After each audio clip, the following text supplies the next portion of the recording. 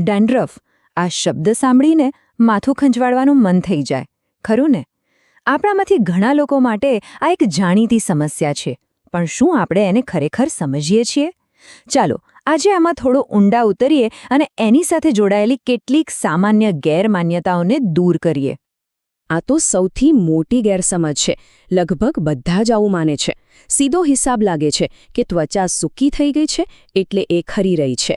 પણ શું આ વાત આટલી સીધી સાદી છે? જવાબ જાણીને કદાચ નવાઈ લાગશે. 50%? હા, આ કોઈ નાનો આંકડો નથી. દુનિયાની લગભગ અડધી પુખ્ત વસ્તી ડેન્ડ્રફથી પ્રભાવિત છે. આનો સીધો મતલબ એ છે કે જે લોકો આ સમસ્યાનો સામનો કરી રહ્યા છે તેઓ બિલકુલ એકલા નથી. તો ચાલો સૌથી પહેલાં તો આ મોટી ગૂંચવણ ઉકેલીએ. ડેન્ડ્રફ અને સૂકી ખોપરી આ બંને એક જ વસ્તુ બિલકુલ નથી.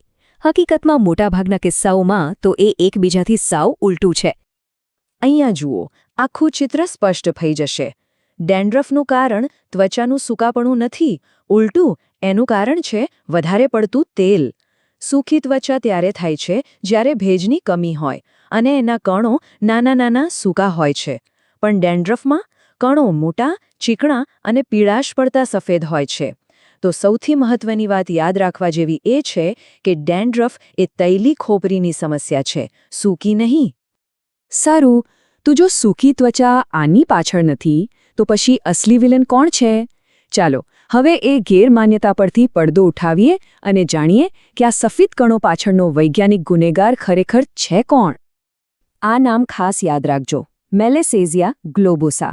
આમ તો આ એક નાનકડી સિંગલ સેલ ફૂગ છે જે આપણા બધાના માથાની ચામડી પર રહે છે અને એ પોતે કોઈ સમસ્યા નથી. સમસ્યા ત્યારે શરૂ થાય છે જ્યારે આપણું શરીર એના પર પ્રતિક્રિયા આપે છે. એટલે સમજો, આ મેલેસેઝિયા આપણા માથાની ચામડી પર એક સામાન્ય મહેમાન જેવી છે. મોટાભાગના લોકો માટે એ કોઈ તકલીફ નથી આપતી, પણ લગભગ અડધા લોકોમાં શું થાય છે? આપણી રોગપ્રતિકારક શક્તિ એને દુશ્મન સમજી બેસે છે અને બસ ત્યાંથી જ બળતરા અને ડેન્ડ્રફની બધી સમસ્યા શરૂ થાય છે. આખી પ્રક્રિયા એકદમ સીધી છે. જુઓ, આ ફૂગ આપણી ખોપરી પરનું કુદરતી તેલ, જેને સીબમ કહેવાય છે, એ ખાય છે. આ પ્રક્રિયામાં એ ઓલિક એસિડ નામનું એક તત્વ બનાવે છે.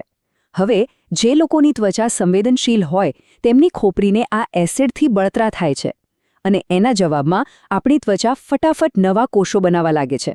આટલી બધી ઉતાવળમાં જે કોષો બને અને ખરી પડે એ જ આપણને ડેન્ડ્રફ તરીકે દેખાય છે. આપણે ઘણીવાર સાંભળ્યું છે કે બહુ ટેન્શન ના લે, ડેન્ડ્રફ વધી જશે. પણ શું આ વાતમાં કોઈ દમ છે? ચાલો તણાવ અને ડેન્ડ્રફ વચ્ચેના સંબંધને વૈજ્ઞાનિક રીતે સમજીએ. ચાલો એક વાત સ્પષ્ટ કરી લઈએ. તણાવ એટલે કે સ્ટ્રેસ એ ડેન્ડ્રફનું મૂળ કારણ નથી. મતલબ કે કોઈને ફક્ત સ્ટ્રેસ લેવાથી ડેન્ડ્રફ શરૂ નથી થઈ જતો. પણ હા, જો કોઈને પહેલેથી જ ડેન્ડ્રફની તકલીફ હોય તો સ્ટ્રેસ એને ચોક્કસપણે વધારી શકે છે. તો આ કામ કેવી રીતે કરે છે? જ્યારે આપણે તણાવમાં હોઈએ છીએ ત્યારે આપણા શરીરમાં હોર્મોન્સમાં ઉથલપાથલ થાય છે. આનાથી માથાની ચામડી પર તેલનું ઉત્પાદન વધી શકે છે. અને વધારે તેલ એટલે શું? પેલી ફૂગ, મેલેસેઝિયા માટે તો કાટી. એને વધારે ખોરાક મળે એટલે એની વસ્તી વધે અને પરિણામે ડેન્ડ્રફની સમસ્યા વકરે છે. એટલે તણાવ આગ લગાડતો નથી, પણ આગમાં ઘી જરૂર નાખે છે. ડેન્ડ્રફની જેમ જ વાળની સંભાળ વિશે પણ ઘણી બધી ખોટી માન્યતાઓ છે.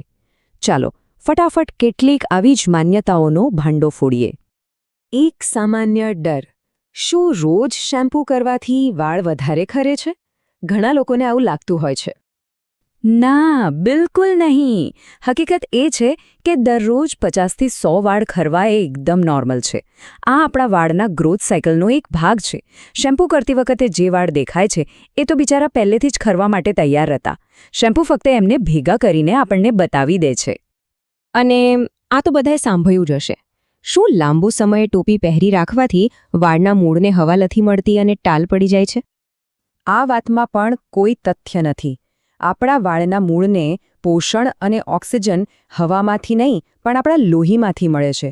હા, જો કોઈ એકદમ જ ટાઈટ ટોપી પહેરે કે જેનાથી લોહીનું પરિભ્રમણ અટકે તો અલગ વાત છે, પણ સામાન્ય રીતે ટોપી પહેરવાથી ટાલ તો બિલકુલ ના પડે. સારું, તો હવે આપણે ડેન્ડ્રફ પાછળનો વિજ્ઞાન સમજી ગયા છે. તો હવે સવાલ એ છે કે એની સામે લડવું કઈ રીતે? ચાલો કેટલીક અસરકારક અને વિજ્ઞાન આધારિત રીતો પર નજર કરીએ. જ્યારે પણ ડેન્ડ્રફ માટે શેમ્પૂ ખરીદો ત્યારે લેબલ પર આમાંથી કોઈ એક નામ શોધવાનો પ્રયત્ન કરજો. પાયરિથિયોન ઝિંક, સેલેનિયમ સલ્ફાઇડ, કીટોકોનાઝોલ આ બધા સાબિત થયેલા સક્રિય ઘટકો છે જે ડેન્ડ્રફને કાબૂમાં લાવવામાં ખરેખર મદદ કરે છે. અને આ એક બહુ જ કામની વાત છે. આને ખાસ ધ્યાનમાં રાખજો. મેડિકેટેડ શેમ્પૂ લગાડીને તરત જ ધોઈ ન નાખતા.